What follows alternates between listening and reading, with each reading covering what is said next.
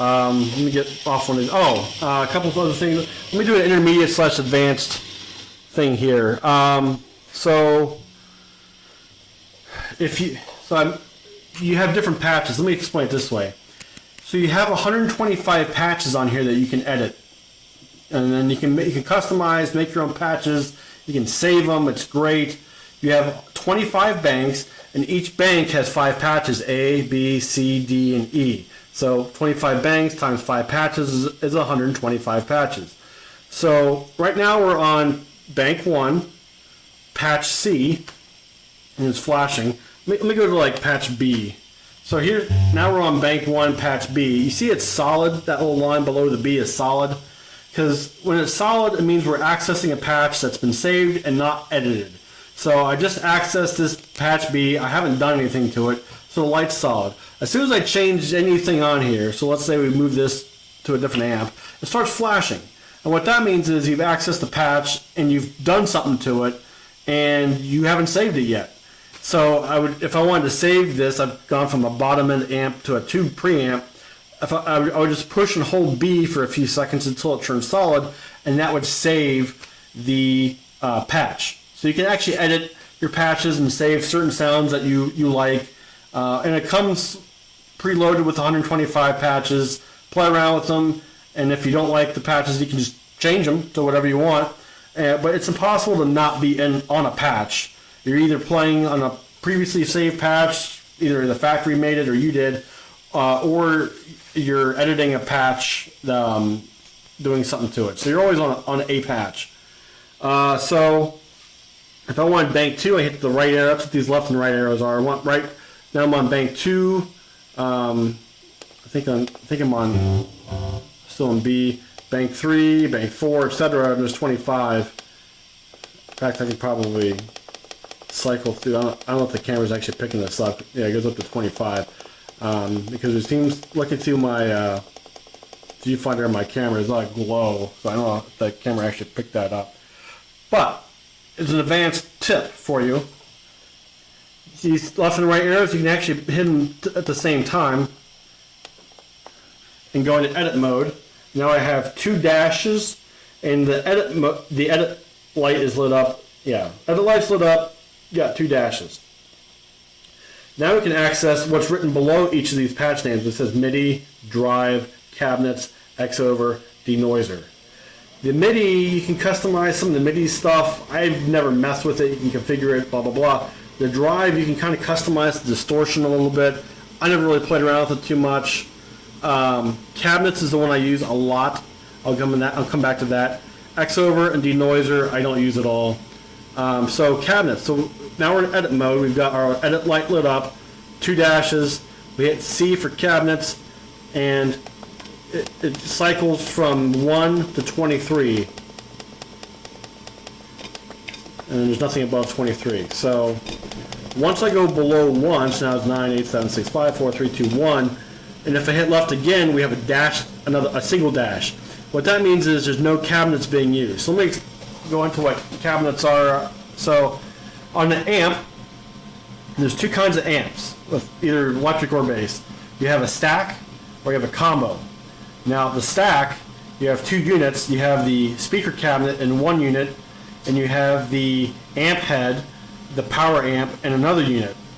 So if you plug the bass directly into a speaker, you wouldn't get any sound. It'd be too quiet to even hear. So it has to be amplified before you play, before you run the bass amp. Sorry, before you run the bass to the speaker. This is not scripted. I'm just making this up on the fly here, so that's why I'm messing up all over the place. So if you plug your bass directly in the speaker, you wouldn't get any sound because it's not loud enough. It has to be amplified. So you plug the bass into a power amp. That before you plug, then you plug into a power amp, plug the power amp into the speaker, and then you can hear it. The power amp amplifies the signal.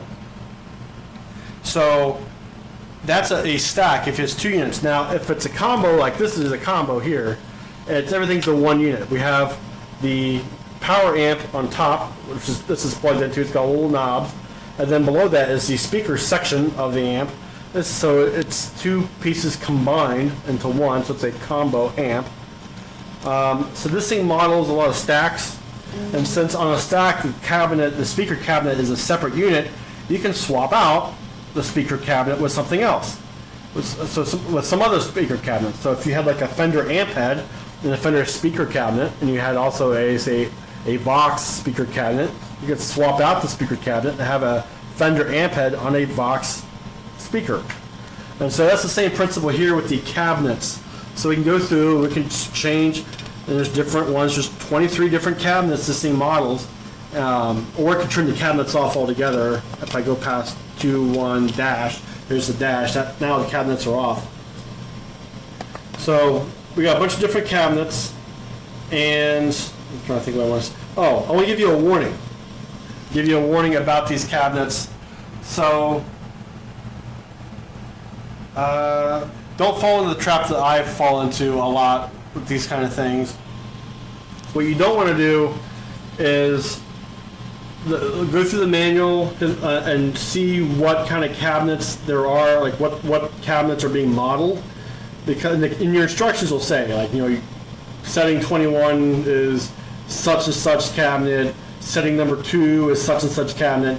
What I get hung up on is like the name brands like Fender and Marshall, and in my head I figure like these must be really great amps because they're name brand, but really you gotta trust your ears.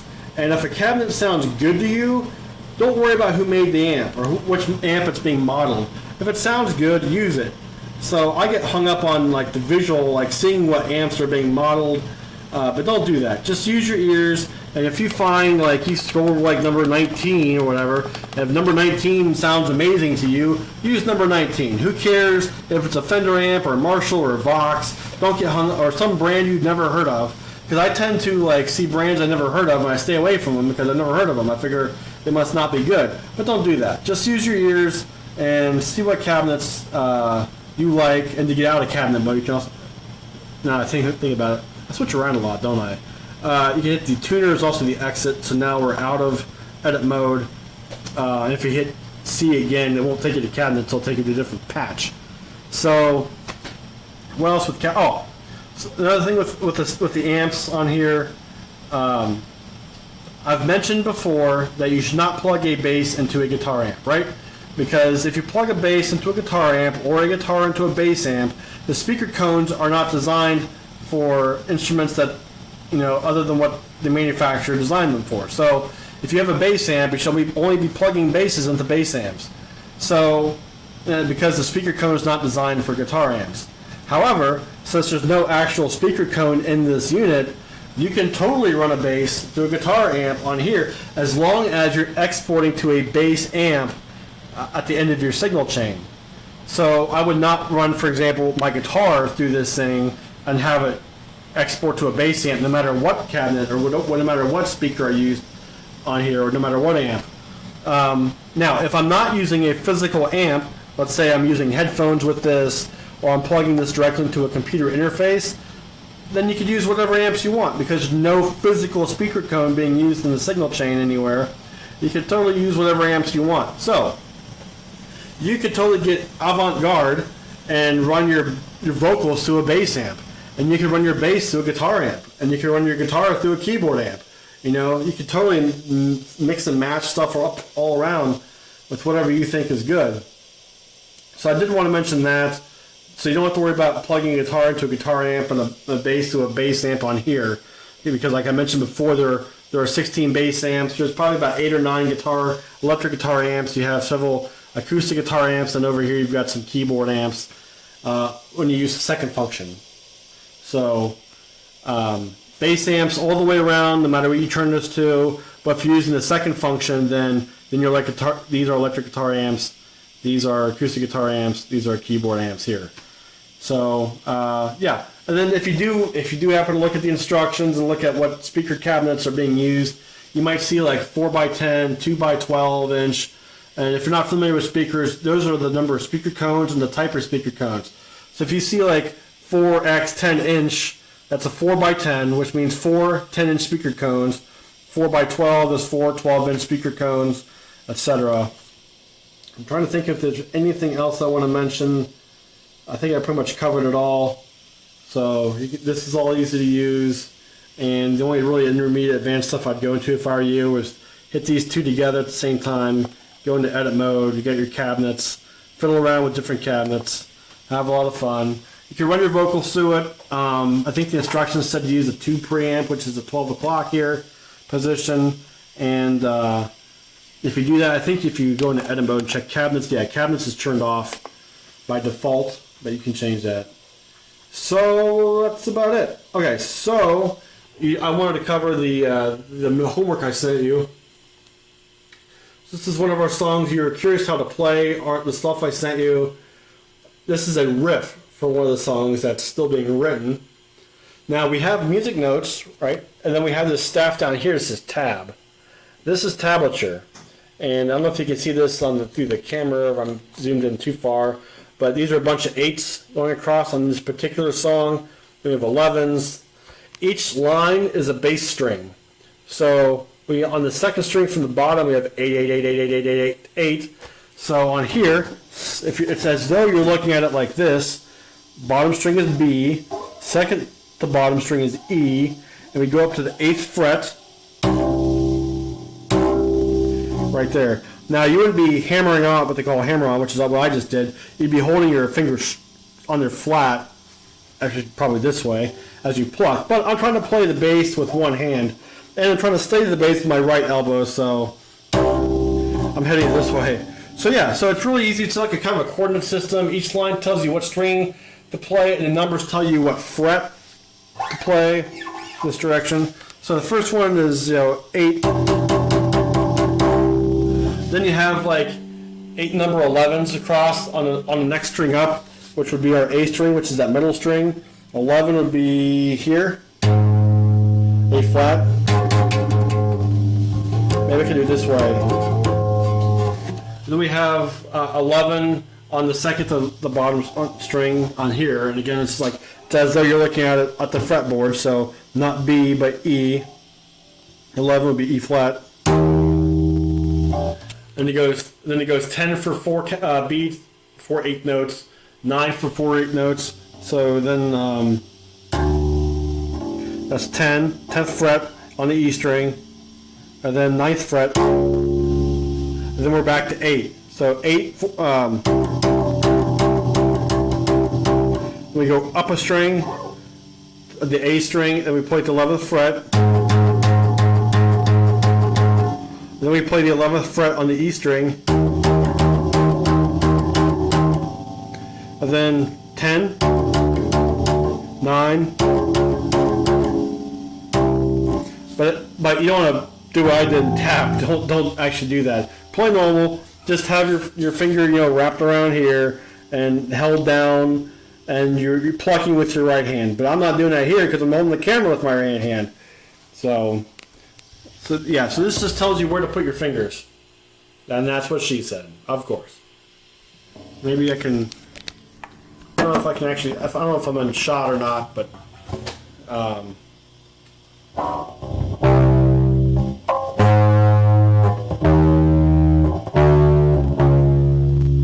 those are the notes. And it sounds like this.